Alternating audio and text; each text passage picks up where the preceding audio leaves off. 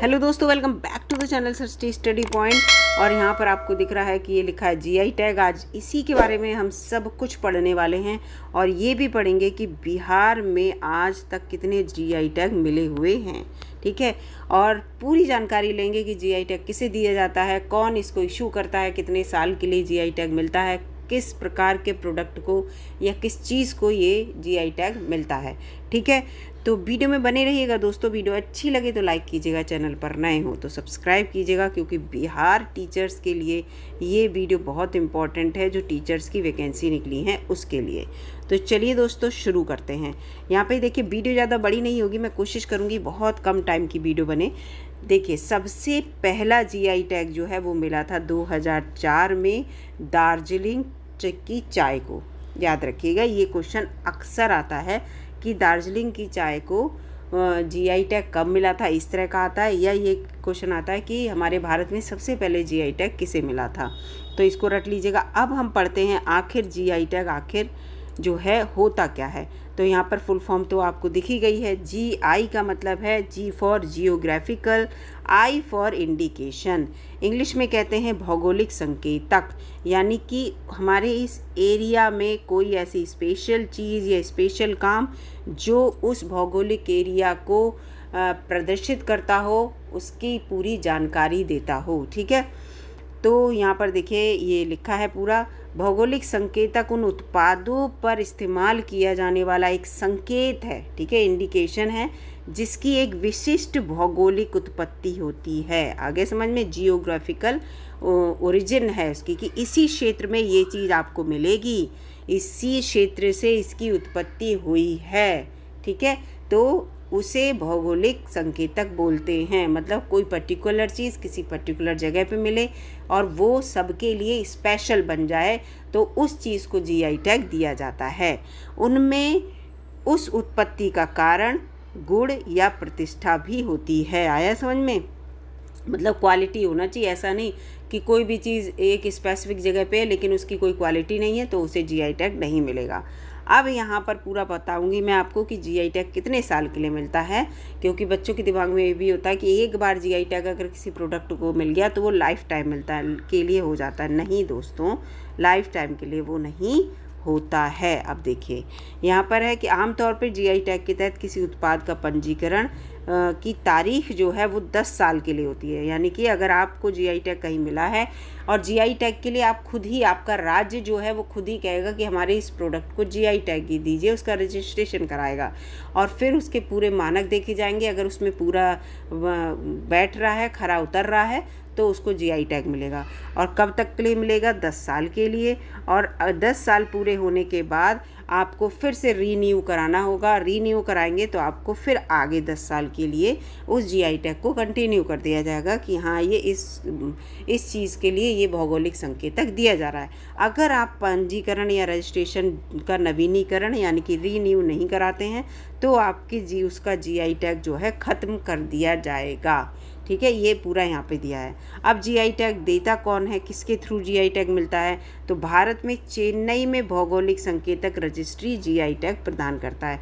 तो आप समझ जाइए, जीआई टैग का हेड ऑफिस भी चेन्नई में है और चेन्नई में जो भौगोलिक संकेतक रजिस्ट्री है वो जीआई टैग देता है। इसकी देखरेख वाणिज्य उद्योग मंत्रालय के तहत पेटेंट, मतलब पेटेंट हो गया आपका मटेरियल, डिज़ाइन और ट्रेडमार्क महानियंत्रण द्वारा दिया जाता है। तो यहाँ पर मैंने आपको काफ़ी कुछ बता दिया। अब जीआई टैग जो है उसकी शुरुआत कैसे हुई और कौन से अधिनियम के तहत, ये सब इसमें है।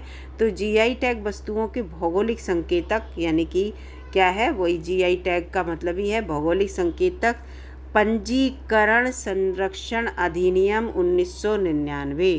पूरा नाम यहाँ से आप देखिएगा ये। ठीक है, भौगोलिक संकेतक और कौन सा, पंजीकरण किया जाएगा उसका, और उसका फिर 10 साल तक संरक्षण करेगी। जीआई टैग मिलने के बाद उस प्रोडक्ट का संरक्षण होता है। ठीक है, 1999 का जो अधिनियम था उसके तहत। फिर 2004 में आपको पता है सबसे पहले किसे मिला? चाय को मिला, दार्जिलिंग की चाय को। ये टैग क्या है? वाणिज्य, और वही बात है कि ये फिर से वही बात आ गई कि वाणिज्य और उद्योग मंत्रालय के उद्योग संवर्धन और आंतरिक व्यापार विभाग के तहत भौगोलिक संकेत रजिस्ट्री द्वारा किया जाता है, दिया जाता है। ठीक है, जारी किया जाता है। अब ये है, देखिए सबसे ज़्यादा जीआई टैग आज तक किसके पास हैं, तो वो तमिलनाडु के पास 55 है। इसके बाद दूसरे नंबर पर यूपी है जिसके पास 48 है और कर्नाटक के पास 46 जीआई टैग हैं।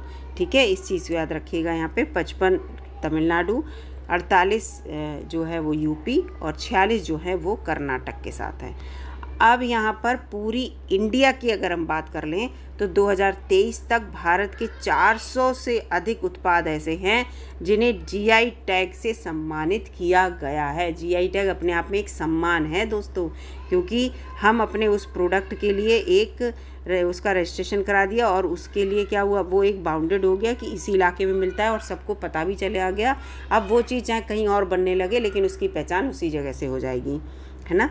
अब बिहार के भौगोलिक संकेतक पढ़ते हैं। ये माना जाता है, ये कहा भी जा रहा है और मैंने भी देखा है, लेकिन बेसिकली आपको बताऊं 11 जो भौगोलिक संकेतक हैं वो मेन है बिहार के, लेकिन 15 भौगोलिक संकेतक अभी तक हो चुके हैं। तो जो इम्पोर्टेंट भौगोलिक संकेतक है, वैसे आपको पूरे 15 यहाँ पे दिखाऊंगी, लेकिन जो इम्पोर्टेंट है वो आपको बताऊंगी यहाँ पे। सबसे पहले सिलाव खाजा एक खाद्य पदार्थ है और नालंदा राजगीर में आपको मिलेगा। सिलाव खाजा याद कर लीजिएगा। सुजनी जो कढ़ाई है वो हस्तकला से रिलेटेड है, मुजफ्फरनगर। और जीआई टैग किसी को भी मिल सकता है, चाहे वो खाने का पदार्थ हो, चाहे पेड़ पौधा और कोई खेती की चीज़ हो, आपकी हस्तकला हो, किसी को भी। ठीक है, आपके क्षेत्र में फेमस हो, उसका अपना एक प्रसिद्धि हो, अपना एक उसका वहाँ पे रुतबा रहा हो और आप चाहें कि इसको जीआई टैग मिल जाए तो मिल जाएगा। सिक्की ग्रास हैंडीक्राफ्ट ये भी है, तो ये हस्तकला से रिलेटेड है और ये पश्चिमी चंपारण में मिलता है। मधुबनी पेंटिंग बहुत इम्पॉर्टेंट है, हस्तकला है और मिथिला रीजन में है और मधुबनी से ही बिहार की पहचान भी है। मधुबनी अगर कहीं लिखा है तो आप समझ जाइए बिहार से रिलेटेड है। अपलीक खटवा जो है वो भी हस्तकला है। भागलपुर सिल्क जो है ये भी हस्तकला है भागलपुर की, अपने भागलपुर में इसकी अपनी पहचान है। शाही लीची बहुत इंपॉर्टेंट है, कृषि से रिलेटेड। देखिए लीची आ गई, ये खाद्य पदार्थ में आ गई और ये मुजफ्फरपुर में ज़्यादा मिलती है। कतरनी चावल इम्पॉर्टेंट है, इसको याद कर लीजिएगा, कृषि से रिलेटेड है। मुंगेर, बांका और साउथ भागलपुर में आपको ये देखने को मिलेगा। जर्दालू आम बहुत इम्पॉर्टेंट है, इसको भी याद कर लीजिएगा। और मगही पान दोनों ही इम्पॉर्टेंट हैं, ये दोनों खेती से रिलेटेड है। भागलपुर जो है वो जर्दालू आम के लिए, औरंगाबाद और गया जो है वो मगही पान के लिए। ठीक है, तो इसलिए ये जो इम्पोर्टेंट है मैं इनको मार्क करती चल रही हूँ। इसके बाद सबसे इम्पोर्टेंट यहाँ पर मिथिला मखाना है 2021 का, बहुत फेमस, और इससे रिलेटेड क्वेश्चन भी एग्ज़ाम में देखने को आपको पहले पुराने पेपर में मिले होंगे। फिर ये जो सिक्की घास ऊपर पड़ी थी उसका लोगो है, पिपली वर्कशॉप का लोगो है, ये इतने इंपॉर्टेंट नहीं है। सुजनी पेस्ट्री लोगो है, इसीलिए मैं ये कह रही थी तीनों जो हैं इतने इंपॉर्टेंट नहीं है। और 2023 में सबसे इम्पॉर्टेंट जो था वो मार्चा धान है, पश्चिमी चंपारण में मिलता है ये, और छोटा छोटा धान होता है। और वो चावल भी जो अभी मैंने आपको दिखाया था कतरनी चावल, ये भी बहुत छोटा छोटा है, आप इसकी इमेज देखिएगा, ऐसे छोटे छोटे चावल हैं, लेकिन इसकी खुशबू अपने आप में एक अलग है। ऐसे ही मार्चा धान है, इसमें भी अपनी क्वालिटी है, ये अपनी पहचान, अपनी सुगंध के लिए पश्चिमी चंपारण में फेमस है। तो ये नया है बिल्कुल मार्चा धान, और इसे मरचा धान भी कहते हैं, आप बहुत जगह मरचा भी पढ़ेंगे। इसको याद कर लीजिएगा, क्योंकि मुझे ऐसा लगता है कि आने वाले समय में आने वाले जो भी एग्ज़ाम है बिहार से रिलेटेड या इंडिया से रिलेटेड, उसमें ये क्वेश्चन आने की बहुत उम्मीद है। तो ये मैंने आपको पूरे बिहार के भौगोलिक संकेतक, ये देखिए पूरे 15 मैंने आपको बता दी, मैंने कहा 15 हैं अब तक, लेकिन इसमें जो इम्पोर्टेंट है उन पे ध्यान दीजिएगा। ठीक है, तो इससे ये होगा, और बस ये नाम याद कर लेंगे, इतना ही काफ़ी है। बस ये पूछ लेंगे किस क्षेत्र से है। भागलपुर सिल्क ऐसे कह दिया तो कपड़ा जैसा लग रहा है, लेकिन ये हस्तकला है, तो ये पूछ लेंगे भागलपुर सिल्क बिहार के लिए, सिल्क को बिहार के लिए जीआई टैग दिया गया है, ये है क्या, तो हस्तकला है, कपड़ा है, क्या है, तो आपको ये सब पता होना चाहिए। ठीक है, हैंडीक्राफ्ट, हाथ से की हुई जो कला होती है, वो हाथों से लोग कढ़ाई बुनाई और जो पेंटिंग वगैरह बनाते हैं, इस तरह का। तो ये मैंने आपको पूरा यहाँ पे जानकारी दे दी है जीआई टैग की। मुझे ऐसा लग रहा है कि जीआई टैग से रिलेटेड आपका कोई भी क्वेश्चन ऐसा है जो एग्ज़ाम में अगर आया तो छूटेगा नहीं, और आप दूसरे राज्यों के हैं वो याद कर लीजिएगा। वैसे बिहार से रिलेटेड इसलिए बताया क्योंकि इस समय बिहार का एग्ज़ाम शेड्यूल्ड है अगस्त में, अगस्त लास्ट में होगा, तो इसलिए मैंने यहाँ पर बिहार के जो हैं वो जोड़ दिए हैं। वीडियो अगर अच्छी लगी हो, नॉलेजेबल लगी हो दोस्तों, तो लाइक कीजिएगा। चैनल पर नए हो तो सब्सक्राइब कीजिए, करके जाइएगा दोस्तों। मिलती हूँ आपसे अगली किसी वीडियो इसी प्रकार की अच्छी वीडियो के साथ, तब तक के लिए नमस्कार।